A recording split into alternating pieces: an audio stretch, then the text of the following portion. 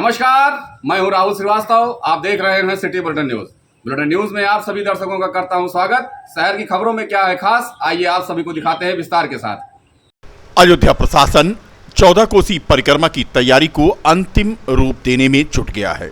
सांसद लल्लू सिंह, विधायक वेद प्रकाश गुप्ता, महापौर ऋषिकेश उपाध्याय, मंडलायुक्त नवदीप रिणवा, जिलाधिकारी नीतीश कुमार, नगर आयुक्त विशाल सिंह और एडीएम सिटी सलील पटेल की टीम ने आज 14 कोसी परिक्रमा पथ का निरीक्षण किया और जल्द से जल्द परिक्रमा मार्ग ठीक कराने के निर्देश दिए।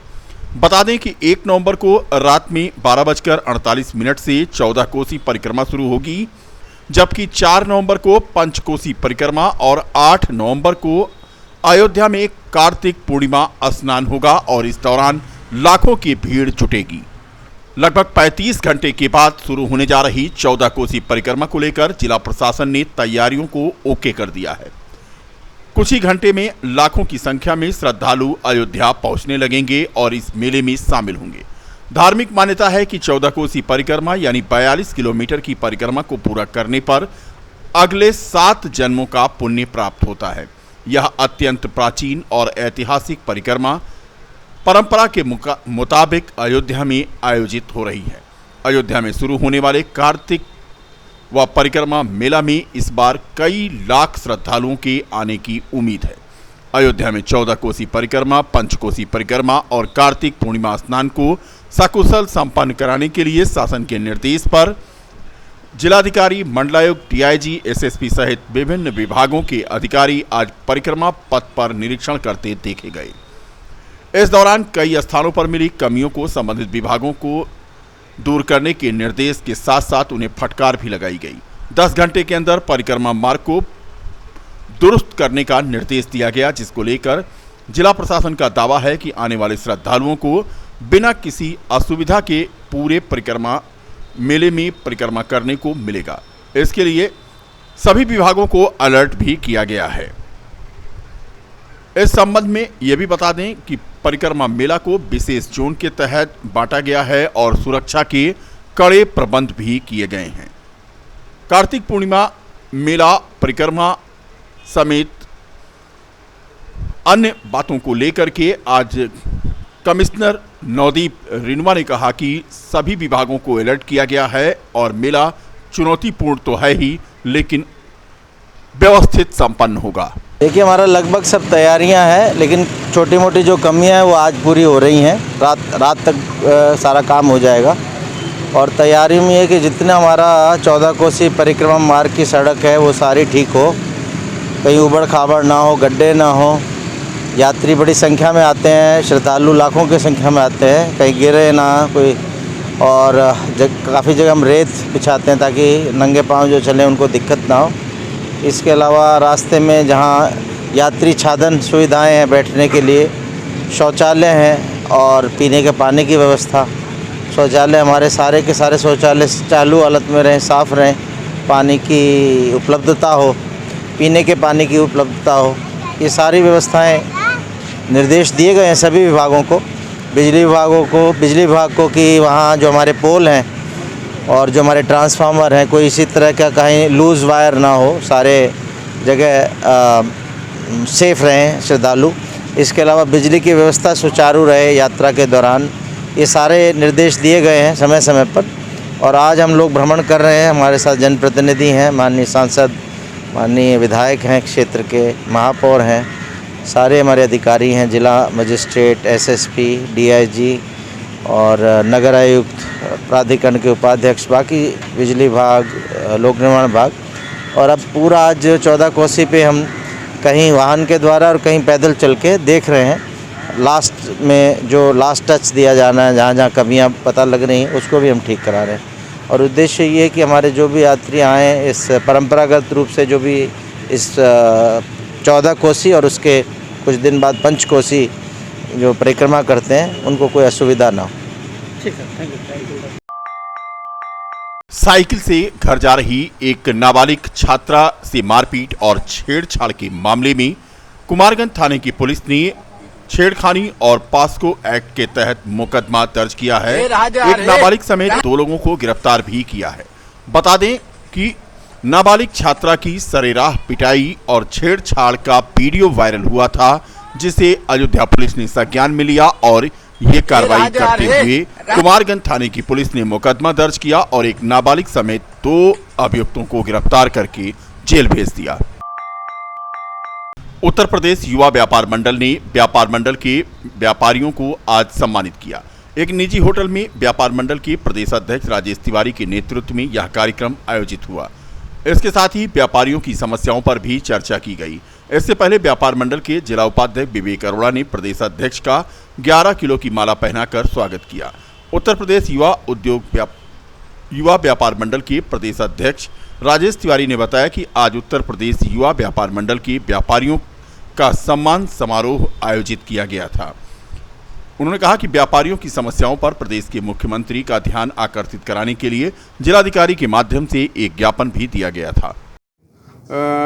कुछ उत्तर प्रदेश युवा व्यापार मंडल के पदाधिकारियों का सम्मान समारोह जो क्षेत्र में काम कर रहे हैं, व्यापारियों के बीच में हैं और उनकी समस्याओं को शासन प्रशासन तक पहुंचाते हैं, उनका हम लोग जो है पूरा व्यापार मंडल उनका स्वागत किया है फूलमाला से। और हमारी कुछ समस्याएं हैं व्यापारियों की। अयोध्या में आज जिस तरह से सड़क चौड़ीकरण के नाम पर बिजनेस हो रहा है, हमारे जो भाई जो दुकानदार हैं अयोध्या के, उनकी दुकानें तोड़ी जा रही हैं।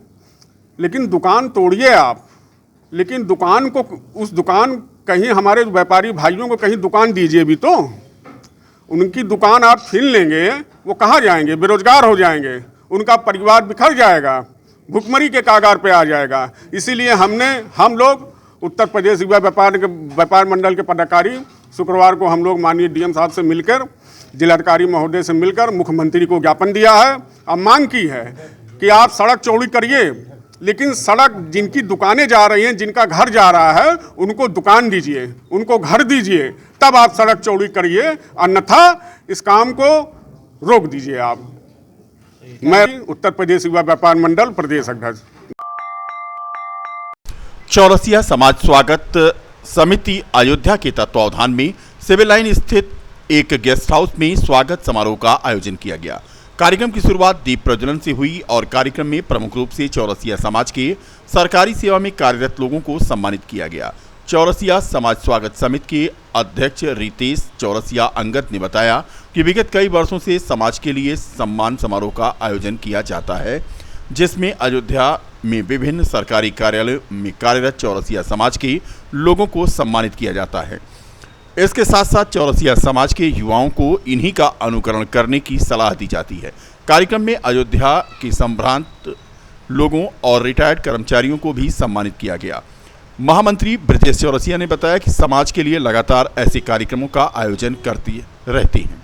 इस कार्यक्रम में मुख्य रूप से संयोजक रामसूरत चौरसिया, सह संयोजक नरेश चौरसिया आदि मौजूद थे। मंच की तरफ से अधिकारी कर्मचारी वगैरह का स्वागत सम्मान व परिचय कार्यक्रम चल रहा है। आज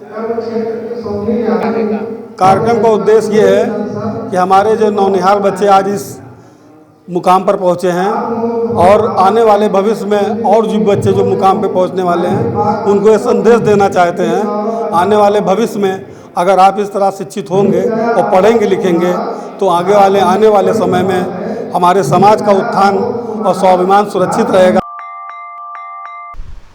सरिता लोक सेवा संस्थान का 22वां सम्मान समारोह अयोध्या के प्रेस क्लब में आयोजित किया गया, जिसमें गोस्वामी तुलसीदास की जन्मभूमि काव्य तथ्य पर एक राष्ट्रीय संगोष्ठी का आयोजन किया गया। संगोष्ठी की अध्यक्षता डॉक्टर सभापति मिश्रा ने किया। कार्यक्रम में मुख्य रूप से पद्मश्री डॉक्टर दिव्या बिंदु सिंह और विशिष्ट अतिथि के रूप में डॉक्टर महेंद्र प्रताप सिंह शामिल हुए।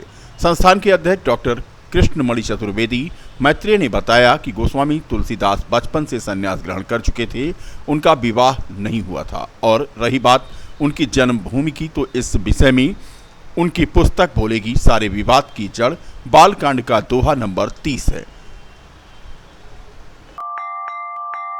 रामायण मेला आयोजन समिति श्रृंगवेरपुर धाम प्रयागराज के तत्वावधान में 5 दिवसीय राष्ट्रीय रामायण मेले का भव्य आयोजन किया जा रहा है। यह जानकारी देते हुए इलाहाबाद उच्च न्यायालय की अधिवक्ता और भारतीय राष्ट्रीय पत्रकार महासंघ के राष्ट्रीय संरक्षक एवं रामायण मेला आयोजन समिति की अध्यक्ष डॉक्टर बालकृष्ण पांडे ने बताया कि रामायण मेले का शुभारंभ प्रयागराज पीठाधीश्वर रामानुजाचार्य स्वामी श्रीधराचार्य महाराज करेंगे और कार्यक्रम में मुख्य अतिथि के रूप में उत्तर प्रदेश के उप मुख्यमंत्री केशव मौर्य और अतिथि के रूप में मत्स्य विभाग के मंत्री डॉक्टर संजय निषाद मौजूद रहेंगे। के अंतर्गत श्री श्रृंगेरपुर धाम है, जहाँ मर्यादा पुरुषोत्तम श्री राम अनुज लक्ष्मण और माँ जानकी के साथ गंगा पार किया था निषाद राज केवट ने। उसी स्थल में राष्ट्रीय एकता, अखंडता एवं विश्व बंधुत्व को बढ़ावा देने के उद्देश्य से विगत 32 वर्षों से यह राष्ट्रीय रामायण मेला हो रहा है। इस वर्ष का राष्ट्रीय रामायण मेला कार्तिक एकादशी 4 नवंबर से प्रारंभ होकर कार्तिक पूर्णिमा 8 नवंबर 2022 तक पूरी भव्यता एवं गरिमा के साथ संपन्न होगा। इस रामायण मेले का शुभारंभ श्रीमद प्रयाग पीठाधीश्वर स्वामी श्रीधराचार्य जी महाराज करेंगे और वहीं पर इसके मुख्य अतिथि उत्तर प्रदेश सरकार के उप मुख्यमंत्री माननीय श्री केशव प्रसाद मौर्य जी रहेंगे और मत्स्य विभाग के इस बार का नंदीग्राम महोत्सव खास होगा क्योंकि दीपावली बीत जाने के बाद तैयारियों की अब मुहाने पर खड़ा है। महोत्सव कमेटी के पदाधिकारियों ने आज पत्रकार वार्ता करके नंदीग्राम महोत्सव के बारे में विस्तार से जानकारी दी। बता दें कि इस बार नंदीग्राम को नगरीय क्षेत्र में शामिल किया गया है। नंदीग्राम महोत्सव समिति के अध्यक्ष रमाकांत पांडे के अलावा अतिथि हनुमानगढ़ी के महंत रामदास मौजूद थे। प्रकाश डाला है और 15 तारीख से ये स्टार्ट हो रहा है और इस बार ये भव्य स्वर्ण जयंती के रूप में मनाया जाएगा और विभिन्न कार्यक्रमों के बारे में अभी महाराज जी ने प्रकाश डाला है। कहिए फिर से बता दें आप। मानसिक रूप से विक्षिप्त एक व्यक्ति आज नाका शांति चौक पर ट्रैफिक की कमान संभालते नजर आया। हालांकि इस दौरान ट्रैफिक पुलिस ने इसे देखा तक नहीं। तस्वीरें आप देख सकते हैं नाका शांति चौक, जहां पर एक मानसिक रूप से विक्षिप्त व्यक्ति विसिल लेकर के ट्रैफिक को कंट्रोल कर रहा था और आने जाने वाले उसे देखकर मुस्कुराकर आगे बढ़ जा रहे थे। पुलिस भी पुल के नीचे मौजूद थी, लेकिन वो भी इसे देख रही थी और सिर्फ मूक दर्शक बनी सामने नजर आ रही थी।